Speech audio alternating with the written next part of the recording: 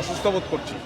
কারণ আমার একটা 12 বছরের সন্তান আছে, আমি নিজে এ দেশের বাসী, আমার বিদেশে কোনো পাসপোর্ট নাই, আমি এই দেশেই থাকবো এবং এই দেশটা আমার, এই দেশটা আমরাই সংস্কার করব। আপনারা জানতে পেরেছেন অলরেডি।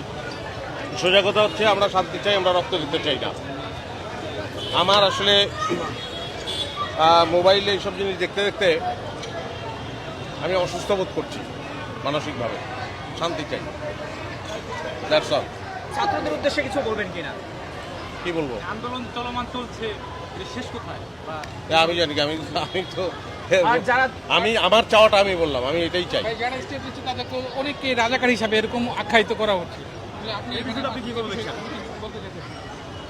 না, আমিও তো অনেক কিছু বলতে পারি, হ্যাঁ, কিন্তু ব্যাপার হচ্ছে যে সেগুলো তো সিদ্ধ হতে হবে।